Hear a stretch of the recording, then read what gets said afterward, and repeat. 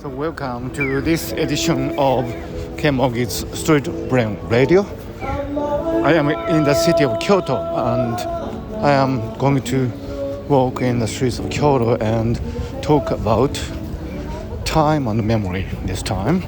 So let's see what will come out of my mind. So I am in Kyoto. I came here for a public lecture session and I'll be walking about 1 hour, I think. So, it's going to be a really interesting occasion to update my view on time and memory, a very important aspect of our cognition and conscious experience and so on. Physicists have discussed many interesting things about time, and sometimes they claim to understand the essence of time. And the reason for this hubris, if you like, can be understood. Because, physics, of course, is a discipline where probably, arguably, the most interesting theories about time have been developed.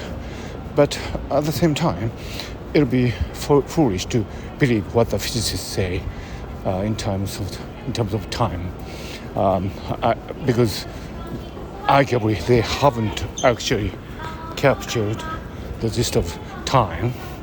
Albert Einstein, who was one of those who developed the most interesting theories about space and time, specifically the special and general theory of relativity, he didn't say that he deciphered the enigma of time once and for all. For example, he admitted the fact that he couldn't explain the special status of the now.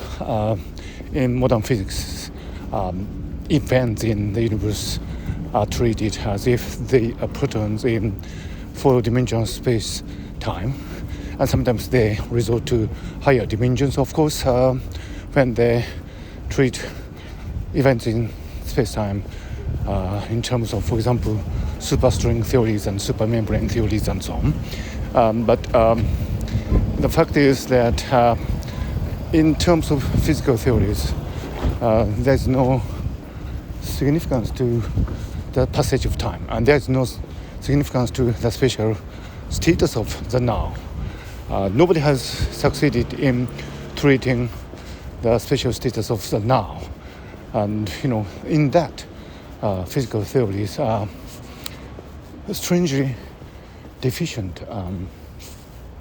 Of course, physics have done wonderful things, and they are here to provide us with the most sophisticated and profound views of existence.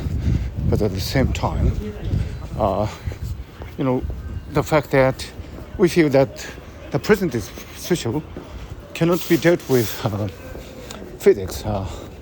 So this is a point where laymen would be misled astray by physicists who sometimes claim that they have solved the time mystery of the time. Most memorable is probably this Italian gentleman.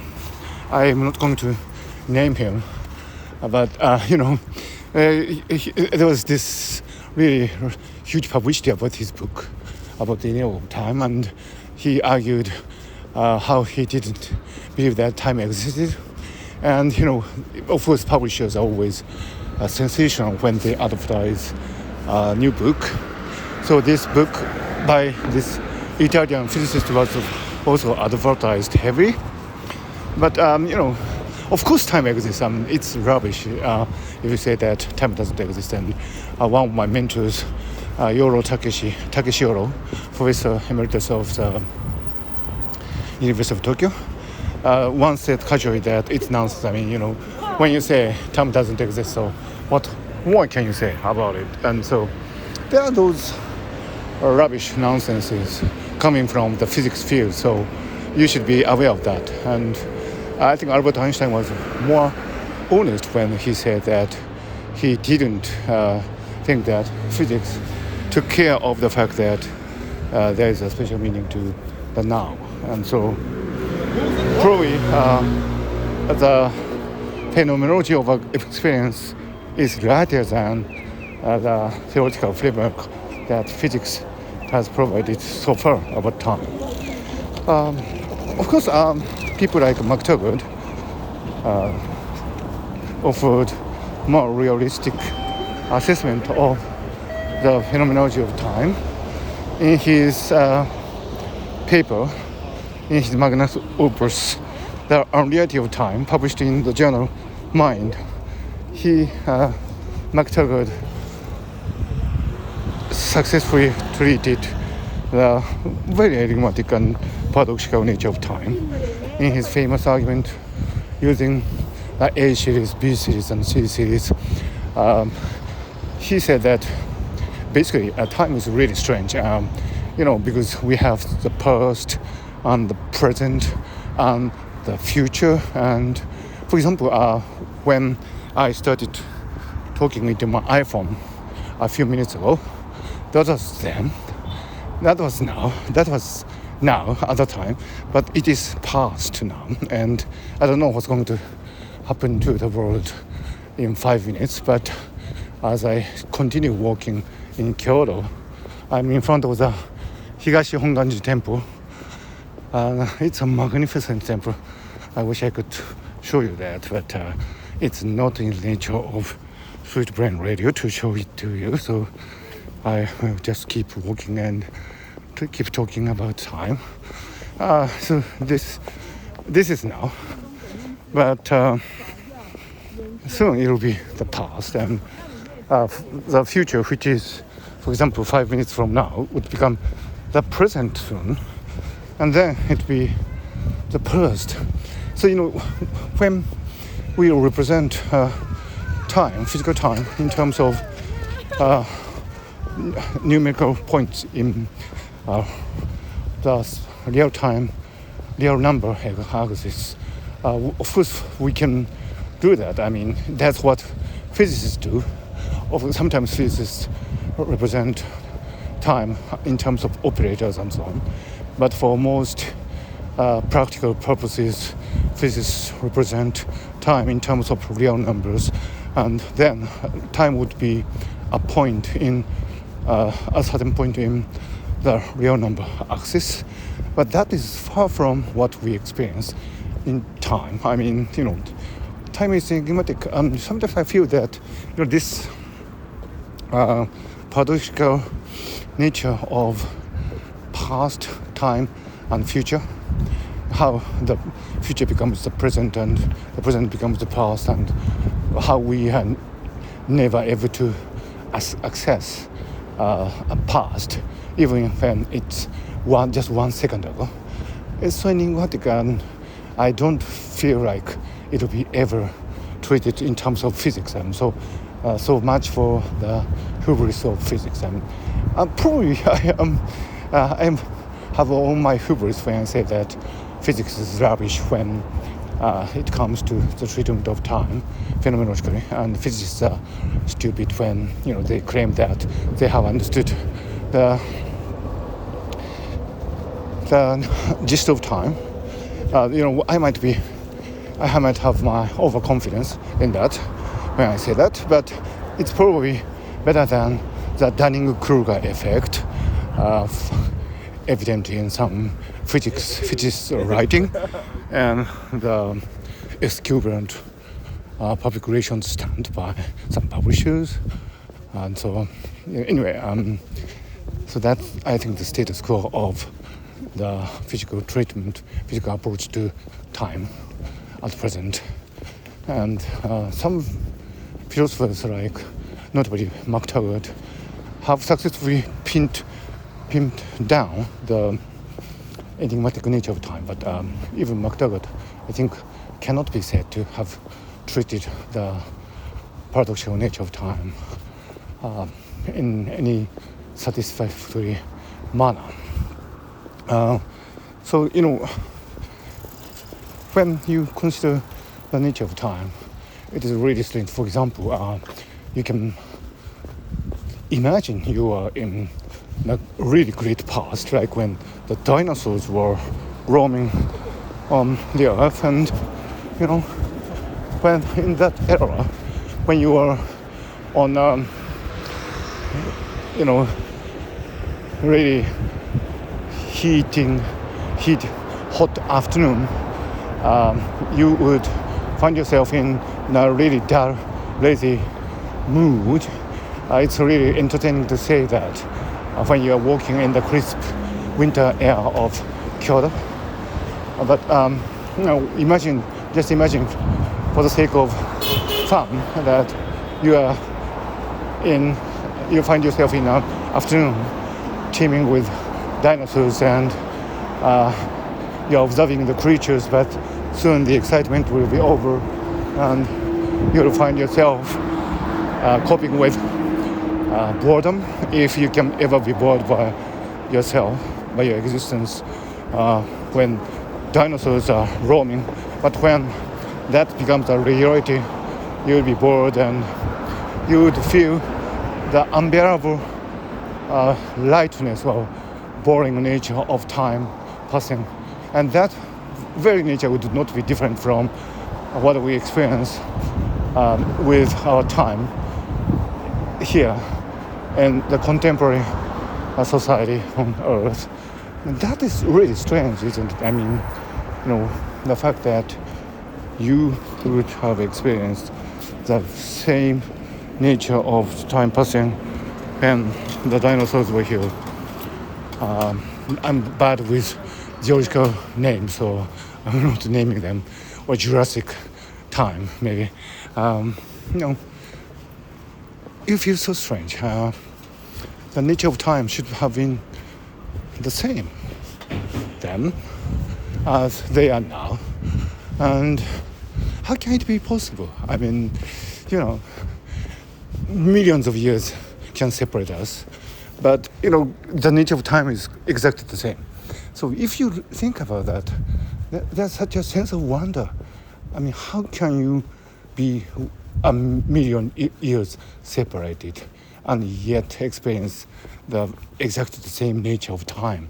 And that separation, whether it's a million years or just a second, is no different, because once you are separated by the passage of time into the present and the past, then you can never access the past. And so this is really weird. And of course, this is something that could be understood even by a 5-year-old, but which cannot be understood by an overconfident physicist who is blinded by his or her theory about the space-time, and he or she believes that he has the enigma of time in his hands. That's probably the greatest tragedy of human overconfidence, coming from supposedly wonderful intuitions about time.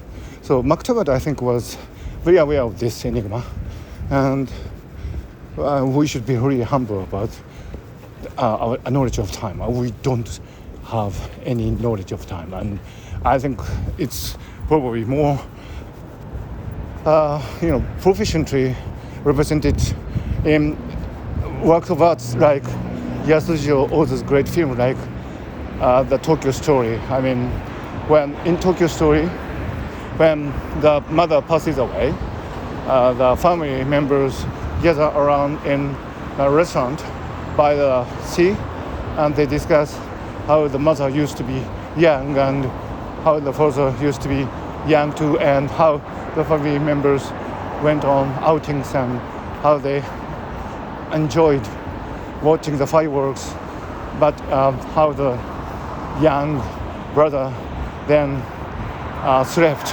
and so on. These are really wonderful representation of time compared to the physicist representation of time. I mean, I'm not saying that modern physics is, stupid in treating time in the way they do, using mathematics and so on. I'm not saying that. I'm just saying that there are limits, and of course you can say wonderful things about time using these models, but it's really stupid to be overconfident. You wouldn't be able to represent the enigma of time any better than these wonderful works of art. Or take Marcel Proust for that matter. I think Marcel Proust's writings represent a very wonderful sensitivity for the passage of time. His idea about the temps perdu is really wonderful. His idea about how you can be lost in time while searching for your life's objectives. I mean, you might be in search of achievements in politics, socially, or aesthetically, or even you might be lost in search of really great artistic achievements, like Marcel Proust himself was, and you can lose time, but then you reflect on your own life and you realize that really mundane, seemingly mundane daily activities like walking in the streets and having chat here with your friends and having breakfast and dinner and so on, how these almost insignificant daily activities actually the things that make your life full and rich, and how it is wonderful to regain these lost times once you realize that life is all about these things. And that is a wonderful sensitivity that is represented in Marcel Proust's à la recherche du temps perdu. And it is, in my view, a much better appreciation of the passage of time than, as I said, these physicists who are blinded by their own overconfident intelligence. Now, the reason why we can reflect on this enigma of time is, of course, because we have memory. And in cognitive science, we categorize memory into different kinds.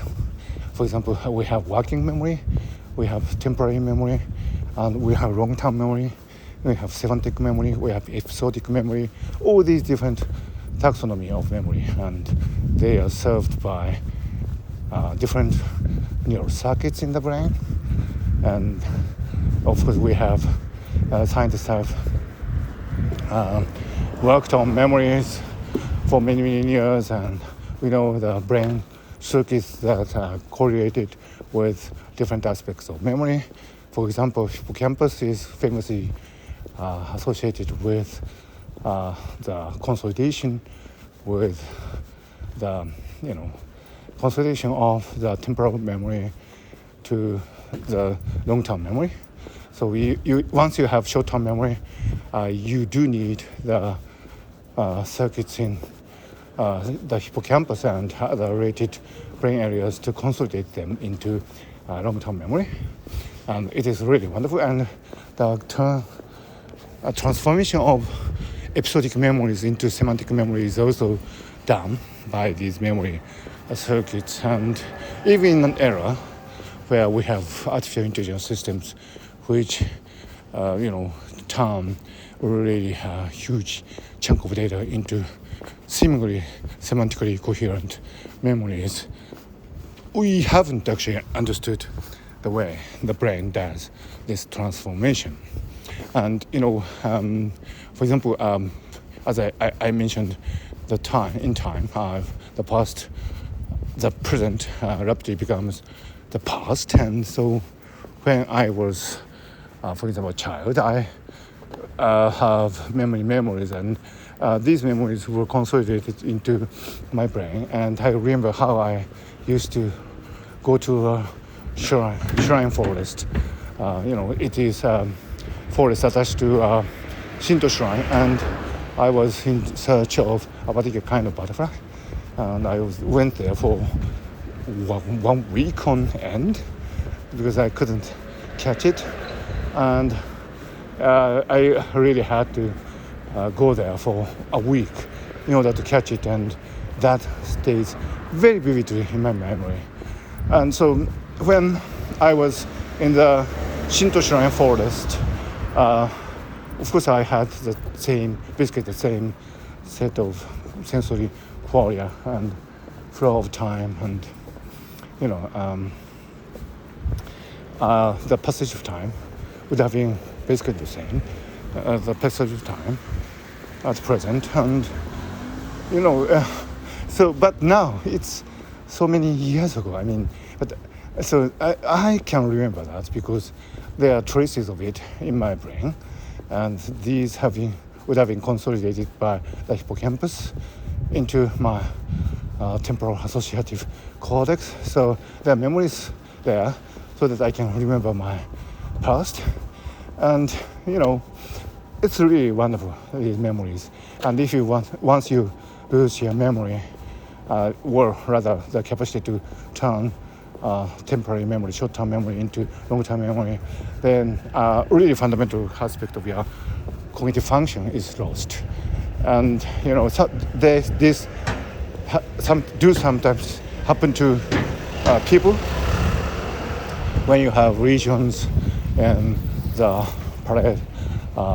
hippocampal area or associated cortical area, and then when that happens, you are forever encapsulated in the present. So, for example, there is this wonderful documentary about a gentleman who loses his capacity to form long-term memory, so that he whenever, because of an accident, I think, traffic accident, I think, and whenever he sees his wife, he doesn't realize that he has seen her many times after the accident, and he makes this really jubilant cry whenever he sees the wife. But just after a few seconds, he forgets that he has seen his wife. So, for example, if the wife goes out of the door and comes back into the room, he would make the same sort of jubilant noise and say, "Oh!" and he welcomes his wife as if he hasn't seen her for years, where in fact he has seen his wife just a few seconds ago. And when you see that documentary, it makes you feel really strange and awed by the fact that our perception of time is subserved by this really subtle function of memory, which might be lost in some time. And in this case, you would be forever imprisoned in the spacious moment, and that gives you a really strange sense of the vulnerability of our experience, our consciousness, and how it is on a really vulnerable balance of cognitive functions, and how it can be lost when things don't go well. And it makes us grateful for what we have, because we don't actually have the guarantee that these cognitive functionalities would be with us forever. So we are here because we do not, we are here like this. Well, human life depends on our memory capacities, and if you have a typical memory capacity, then you would, of course, remember your past, and you would remember how it was when you were a child, and you would remember your parents as young persons, young humans. And if your parents are here with you, then you realize that they are now very old, or they might have passed away, and that makes you feel really, really,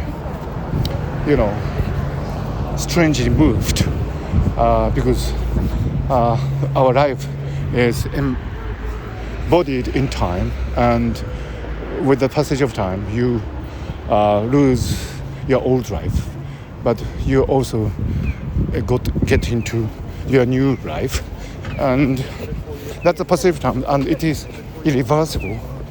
So, one of my essays published in Japanese, I likened life as perpetual moment through a slide. And you have your beginning of your life and you have the end of your life, which might come at any moment. You never know. But during that time period, you are always sliding down a slide, like in a playback, and you try to take positions in your life in any way you like. There's no reversing the time. And I'm also sliding the slide, down the slide. At this very moment, while I talking to my iPhone in Kyoto, I think I have now come to a place where I'm approaching the Shijo street. So I have walked quite a long distance now. So we cannot do anything about the time. So that's where this great Nietzschean philosophy of dancing comes into view. You can only dance, because time passes, and the only thing we can do is to dance, physically and mentally. That's the only thing we can do. So the fundamental question is, does it dance? And you should dance with the time, not with the wolves. And that's the only thing we can do with your life. That's actually my fundamental aspect of life. Dance. That's the only thing you can do. Anyway, so this actually street brain recording is a kind of dance for me. You cannot do anything else, because time passes and you dance with that time, and that's why I make this street brain recording.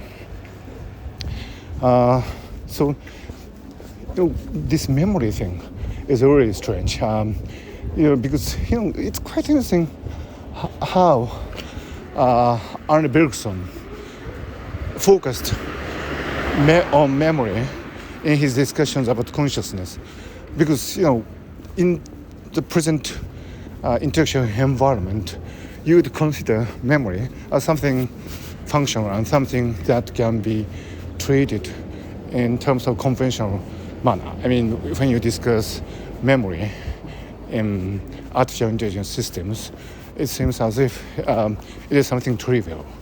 If you have a state of matters within a computer or a robot, and if the state is created with the state in different temporal points, like if you have your Macintosh or if you have an iPhone, and the states in the computers or smartphones are correlated in some way to the states in the past, then you have memory. So there's no enigma in that. That is a conventional, approach. And I said correlations, but that is a stochastic approach. But in many cases, actually, in virtually all cases, we have one-to-one correspondence. So the states in the past are exactly preserved in the states at present. So you have a perfect memory. That's completely different from the way memories in human brains are formed, because we have false memories, we have imperfect memories, and even if we have a certain neural state in the past, it is no guarantee that these would be preserved perfectly. So, it's completely different. But, we can say that, in the present system of thinking, we think that memories can be approached in a conventional manner, and there's no enigma in memory. We can just treat memories as they are, and there's no need for resorting to arguments about consciousness because we don't need them. There's no role of memory in consciousness, and consciousness is something that can be on a different layer from memories. We have just we only have to resort to conventional dynamics of solid state physics and neural networks and so on in order to understand memory. So that's completely different from the way Arne Bergson treated memory, and it'll be now interesting to think why Arne Bergson thought that memories are special and they have a very integral part in consciousness. And I need to do that, but I will probably stop my recording temporarily here because I need to go to a convenience store now to do something. So I hope to come back to you again very soon. And I think I am about midway through the streets of Kyoto. So stay tuned. I'll be back with you. So I'm back on the street and I continue this episode of Kenmo's Street Brain Radio. At this moment, I am not sure in whether I would be able to combine the two files into one. So I'll just state again, and this episode is about time and memory, and I've been discussing the enigma of time and the enigma of memory.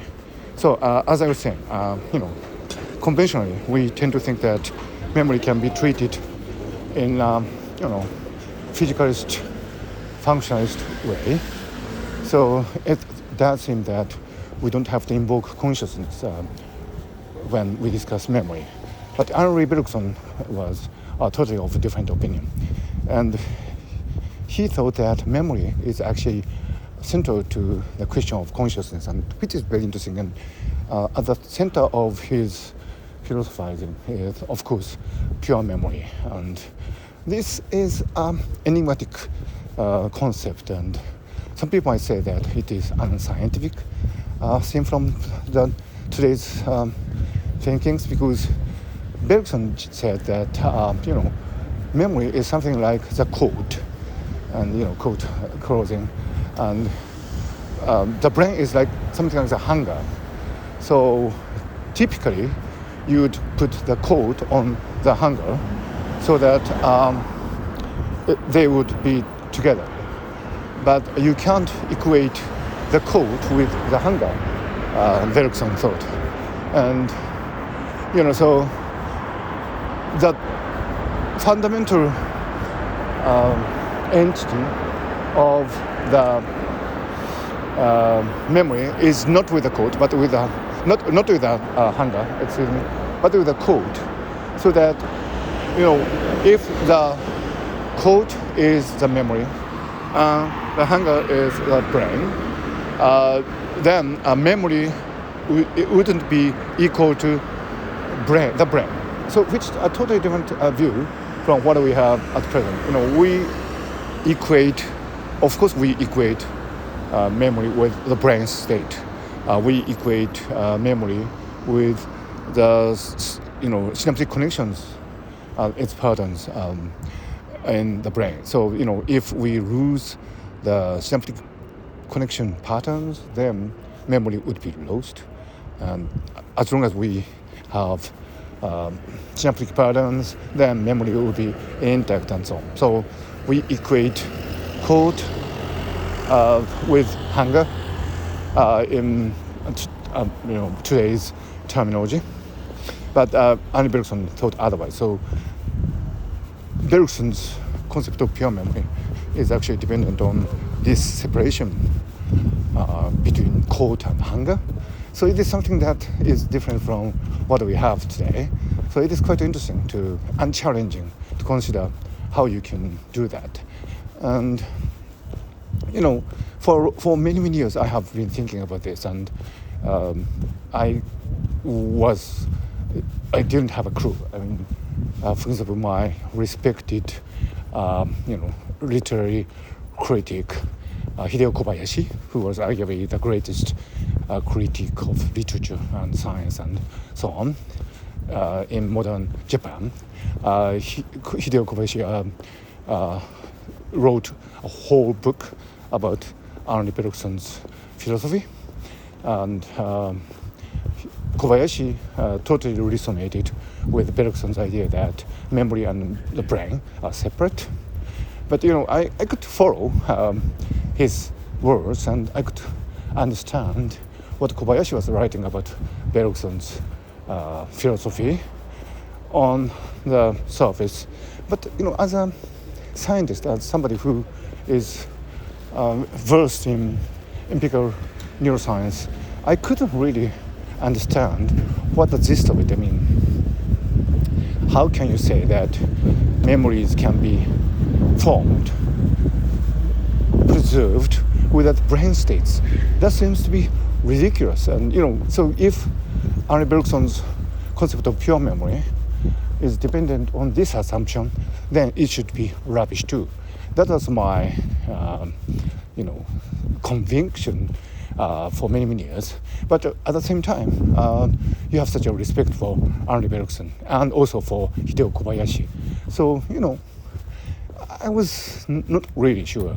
There was one part of me which rejected the whole pure memory idea, but other part of me was searching for something. I mean, I felt that I was missing something, and I kept thinking about these things while I was walking in the Tokyo streets and or Kyoto, like I'm doing. And then one day, I think it was about a few years ago, I had an epiphany, if you like. Well, this is a kind of a grandiose word, but I suddenly realized that I have my memory of my childhood, a very limited memory of my childhood. When I was 5, for example, I used to chase butterflies, as I said, and I used to go to the shrine forest and chase one particular butterfly for 1 week on end until I could catch one.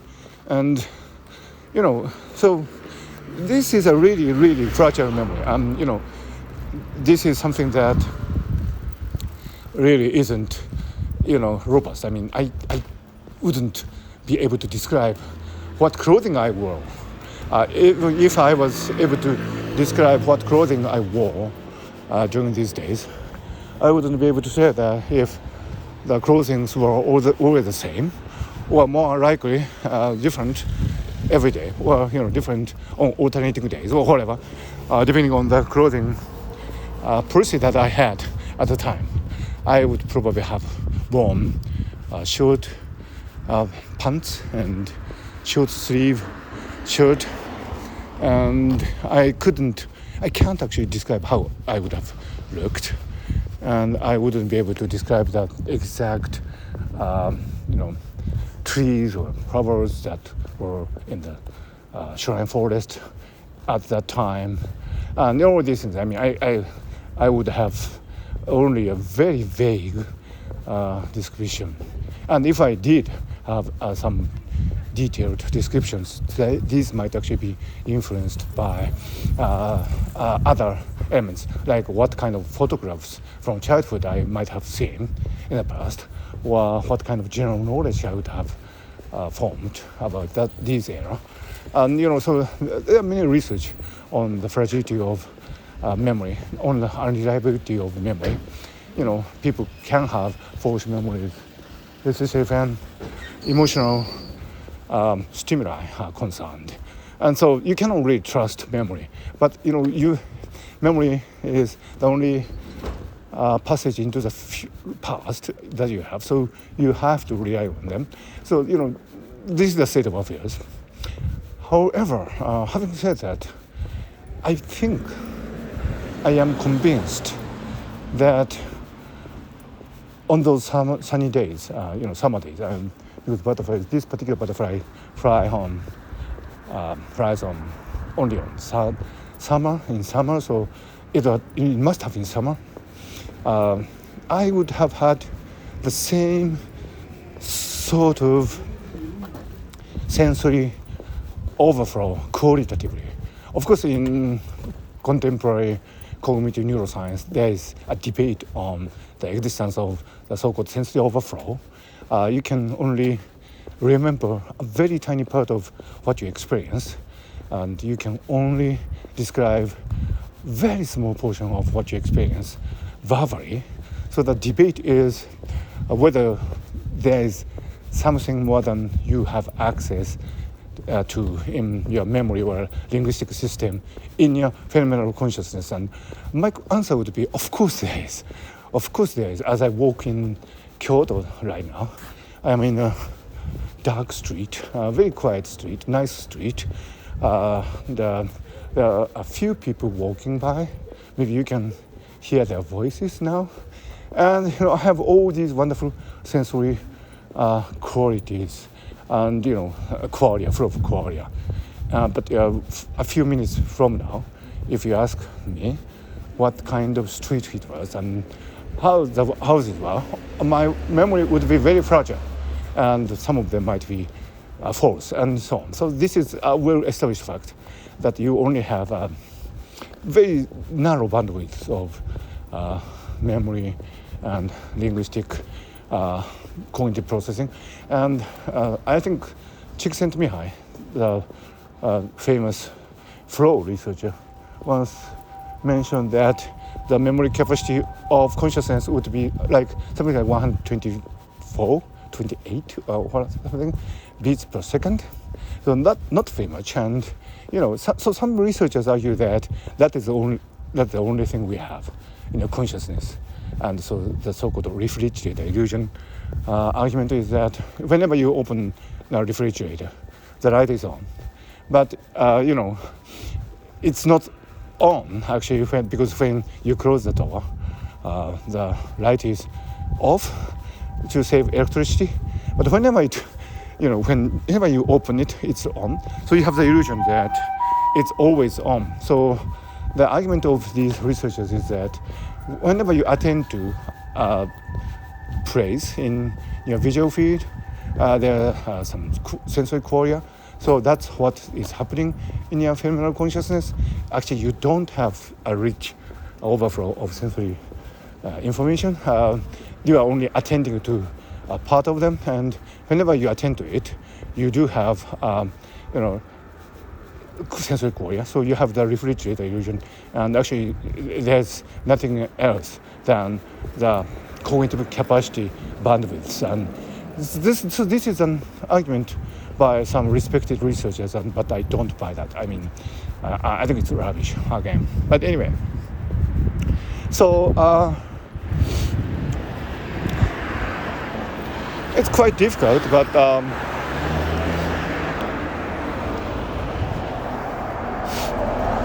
I'm at a large road. I don't know where it is, and I'm just thinking where I should go. So there was a momentary lapse of. So anyway, yeah. So going back to the question of memory and consciousness. But I think I'm not likely to research it, and I do think that there is sensory overflow, so that there is more to our conscious experience than the limited bandwidth of memory and linguistic cognitive processes, and that is my conviction. So I do feel that there is sensory overflow, and my conviction is that when I was 5 years old, trying to catch the butterfly, I think I am convinced that there was the same sort of rich sensory overflow like I'm having right now. It's no different. I mean, it's the same. I did used to have, the same same sort of sensory overflow on those days, and this is the basis of Arne Bergson's pure memory, I think, because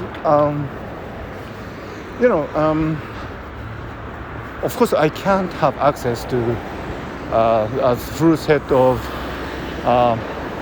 sensory qualities that I have had when I was 5 years old, but it's there. I mean, you actually have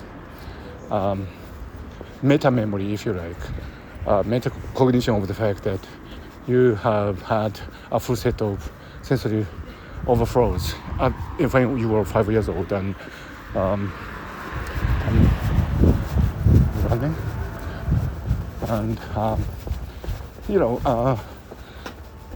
so only a tiny portion of that is with me in the brain, presumably.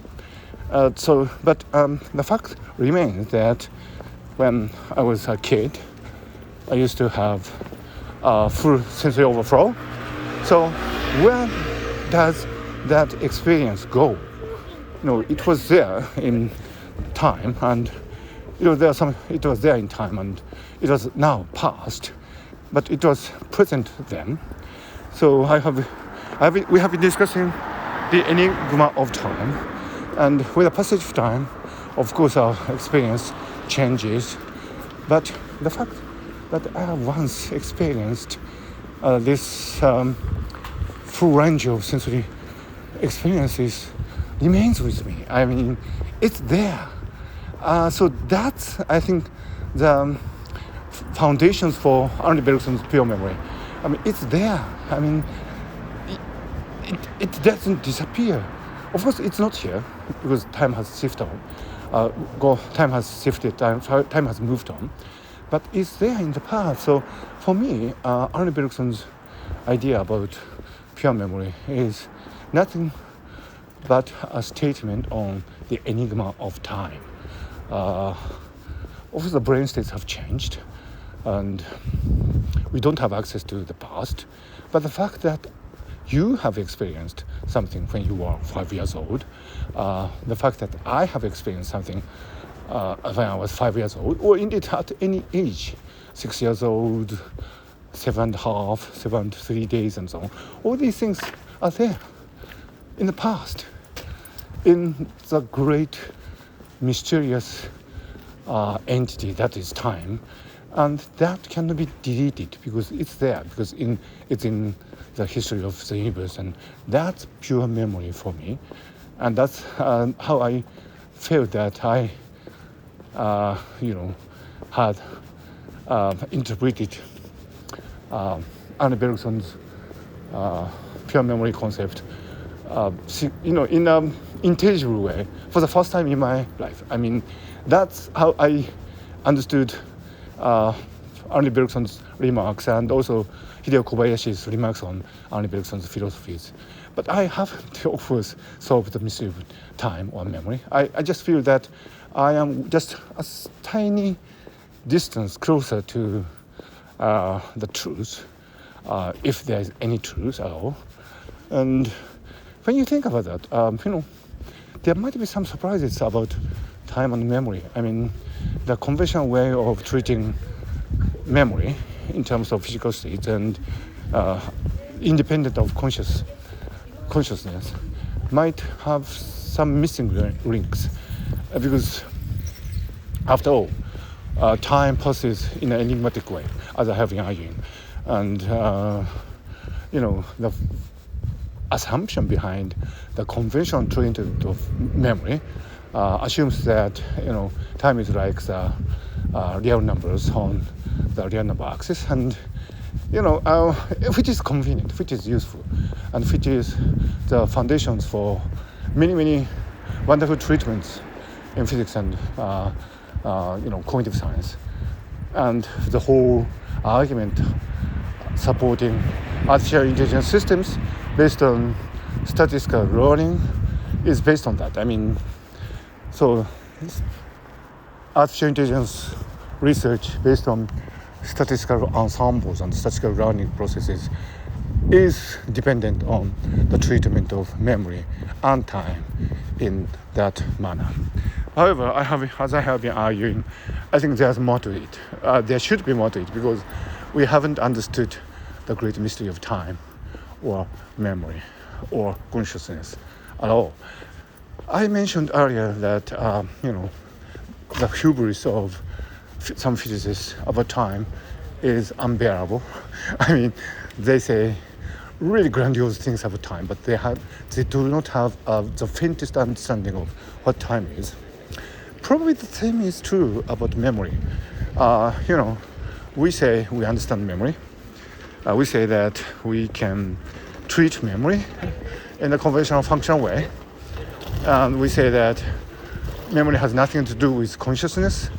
And if you go to a conference and you find somebody who enthusiastically argues about the relation between memory and consciousness, maybe you shrug your shoulder and you say, hey, man, relax, and so on. But that might be a hubris. I mean, there might be some surprises lurking there. And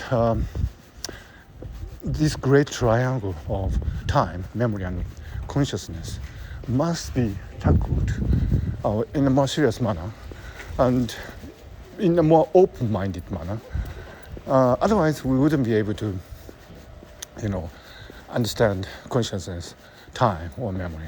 So I think I am coming to a close for this episode of Kenmoku's Street Brain Radio. So probably it's time for me to sum up. I think there is a great triangle of time, memory, and consciousness, and each of these things cannot be treated with intellectual hubris. We should be more modest, we should be humble, and listen to the music that is coming from the great existence that is the universe, and our humble existence as a sentient being in this conscious universe. So thank you for listening.